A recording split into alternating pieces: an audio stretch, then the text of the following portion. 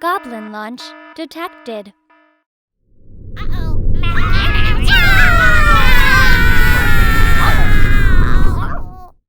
Hey gang! Using the promo code MTGMudsta, all caps, will get you 10% off any order over $10 at Flipside Gaming. It'll also get you 10% off any orders of singles at Multizone. And it'll get you 10% off most products at Original Magic Art, with the exceptions of some paintings. If these fine sites don't have what you're looking for, you can also consider using my affiliate link when ordering from TCG Player. And if you'd like to join the generic Goblin Gang to support this channel, there's a link to my Patreon in the description below. Alright, today's game was filmed at Wizard's Tower a few months back. In today's game we have Aiden playing Marchesa, keeping a swamp, a mountain, an island, a Biden of Thassa, Terminate, Painseer, and Painful Truths. Sam is playing Etali, keeping Kikijiki, 2 mountains, Crashing Drawbridge, Blood Moon, Relentless Assault, and Chain Reaction. Maddie, who's new to the channel, has brought his what I'm now calling Chuck deck, keeping Vivian, Jeskai Barricade, Evolving Wilds, Nyx Bloom Ancient, Lifecrafter's Bestiary, and Fabled Passage. Eric is rocking Trostani like a man after my own heart, and keeps Mouth, Temple of the False God, Plains, 2 forests, Craterhoof Behemoth, and a fortified village. Eric wins the die roll and starts us off. Eric plays a forest. Maddie plays a foily Fabled Passage.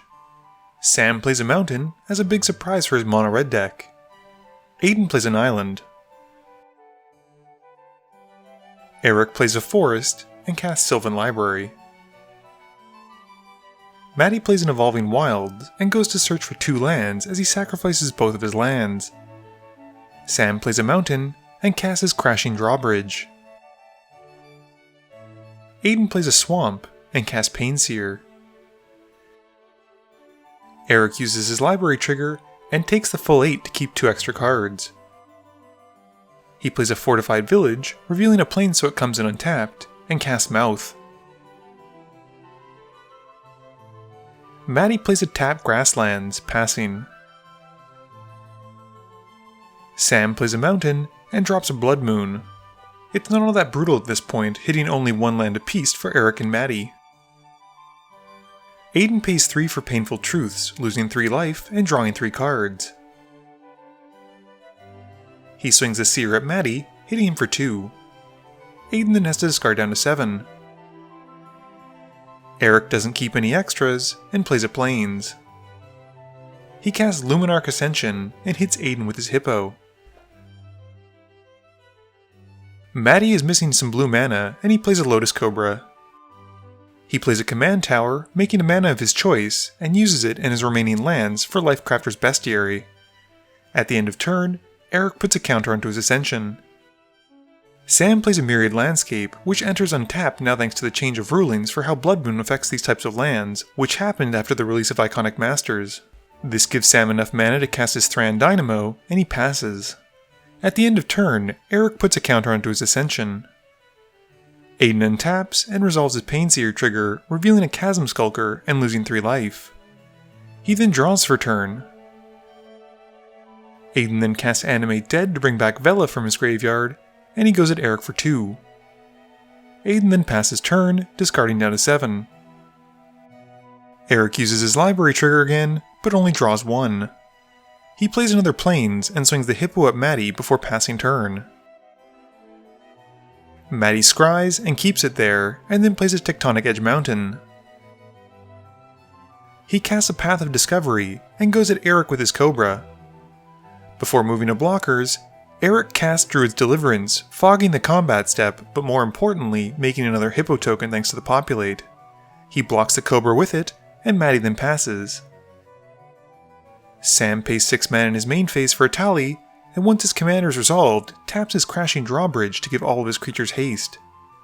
He swings Etali at Eric, and they resolve Etali's on-attack trigger, exiling their top cards. Sam takes both the Shadow Mage Infiltrator from Aiden, and Maddie's Chromatic Lantern. Eric then blocks with the Hippo, and Sam passes, with Eric adding a counter to his Ascension at the end of turn. Aiden reveals a Deranged Assistant to his Painseer trigger, losing 2, and he casts a Taurian Mauler. He then goes at Eric with Vela and the Seer, connecting for 6. At the end of turn, Eric activates his Ascension to make an Angel token. Eric uses his library trigger, but once more doesn't keep any extras. He plays a Temple of the False God, which is actually a mountain, and goes to combat. He swings the Hippo and Angel at Sam, who blocks the Hippo with the Infiltrator and takes 4 in the air. Maddie scries one and bottoms it. He draws, but is stuck on 2 colors in a 3-color deck and has to pass. Sam draws and pays 6 mana in his main phase for a Caged Sun, naming red as it enters. This gives Aiden's Mauler a +1/+1 counter on it. Sam declares he'll move to combat, and before that happens, Maddie flashes in Jeskai Barricade. He pays the 1 green to draw out the Bestiary, and then resolves his Path of Discovery trigger. We see a Terramorphic Expanse off the top, and Maddie returns the Barricade to hand with its own Enter the Battlefield trigger. Etali then goes at Maddie, and they resolve the Etali on attack trigger first. Sam casts Maddie's Wilderness Reclamation, and Aiden's Watcher for Tomorrow, hiding away a card as the Watcher enters. Maddie then takes 7, and Aiden adds the counters for the spells being cast to his Mauler. In Sam's second main phase, he casts Relentless Assault, untapping his creatures who attack this turn and giving himself another combat step after this main phase. He goes at Maddie again, and responding to the Etali trigger, Eric cycles his Scattered Groves, drawing a card. They then exile their top cards, and there's only one dead reveal. Sam casts the Puppeteer Click, the Faeburrow Elder, and the Farseek. This lets Aiden add more counters to his Mauler, and Sam brings back the River Kelpie with the Cleek trigger, drawing a card before searching for his mountain. Etali then connects with Maddie taking another 7. In Sam's next main phase, he taps the Drawbridge to give all of the creatures haste, and then taps the Elder to give himself 5 mana, and pays 4 for a Hedron Archive. He taps that and uses the 1 left over from the Elder to cast Price of Glory. With the price still on the stack, Eric makes 2 Angel tokens with his Ascension. Sam then passes, untapping his lands at the end of turn and exiling the River Kelpie. Aiden reveals a Watery Grave to his Painseer trigger, not losing any life for drawing it, and then drawing for turn. He then plays the Watery Grave, which comes in untapped. We then see Aiden paying 4 mana to bring in Marchesa, and he moves to combat.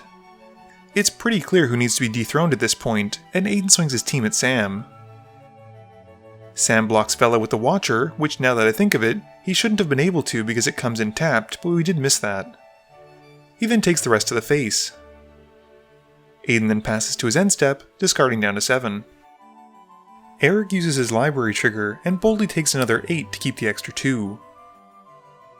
He then plays a Plains and goes to combat. He swings his Angels at Aiden, hitting for 12, and follows up in his second main phase with Descend Upon the Sinful. All creatures get exiled, but Eric sadly doesn't have Delirium active as the spell resolves. With 4 of Aiden's creatures leaving the battlefield, Vela also has each opponent lose 1 life 4 times. Eric then plays out Legion's Landing and gains a white vampire token. Maddie scries 1 and keeps it on top, drawing for turn. He plays another forest, which despite being a land, is still not an island. He taps 4 mana, 3 of which is to pay for Atsakan Seer, and pays the 1 to draw with his Bestiary on cast trigger. He then reveals a snow-covered island off the top to his path trigger as it enters, and puts it to hand. He moves to his end step, discarding the Terramorphic Expanse. Sam draws for turn, and casts Etali once more. He then plays a Combat Celebrant to hang out with Etali, and wishes his Drawbridge wasn't exiled. He then goes to his end step, untapping his lands as he passes. Aiden draws, and casts Kari Zev's Expertise. He steals Sam's Etali, and gets to put a Deranged Assistant for free thanks to the Expertise. Moving to combat, he swings Etali at Sam, and they reveal off the top. Aiden casts his own Soul Ring, Sam's Hammer of Perforos, Eric's Huatli Radiant Champion, and Maddie's Elite Guard Mage, who as it enters, draws him a card and gains him 3 life. Sam then blocks Etali with the Combat Celebrant, and Aiden moves to his second main phase. He casts a Chasm Skulker, and then taps the Deranged Assistant as it has haste from the hammer. This has him mill the Swiftfoot Boots off the top, and make 1 colorless mana. Aiden then upticks Huatli, giving her some loyalty counters, and he then gives Sam back his Etali as he passes turn. Eric uses his library trigger, but doesn't take any extra cards.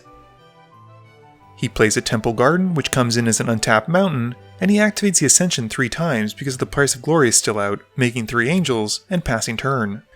Matty scries 1 and bottoms it. He then draws for turn. He plays a snow-covered island and casts Chuck. He reveals a Temple of Plenty for his path trigger, drawing it. He then casts a Deputy of Detention, drawing from Chuck's on-cast trigger, and also gets to play at a Temple of Mystery Mountain that comes in untapped. And Matty then reveals from his path trigger. He puts an Azorius Chancery to his hand. The Deputy then enters, exiling Etali, which Sam is fine with putting under. Matty then asks Sam if he minds switching his targets for the Deputy, and Sam says it's fine, and instead exiles a Blood Moon. Matty then passes, discarding down to 7. Sam draws and casts Scroll Rack in his main phase. He goes to combat, swinging his commander at Aiden. They reveal off the top, and Sam casts his Bloodsworn Steward, Matty's Lightning Greaves, and leaves Aiden and Eric's cards in exile. Aiden then blocks with the Elite Guildmage. In Sam's second main phase, he puts the Greaves onto Etali and plays World at War.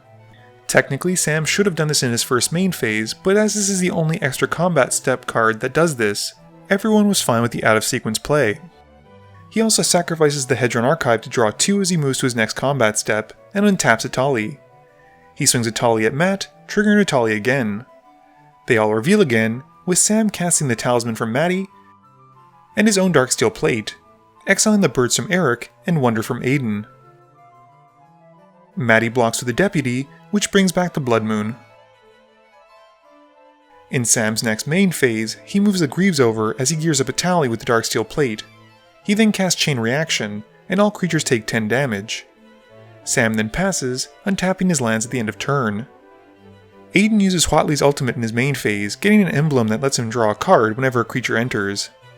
Aiden then taps all of his mana to recast his commander, drawing as Marchesa enters. He can attack, but decides not to because Eric says he'll definitely retaliate if Aiden swings at him, and Aiden decides to pass.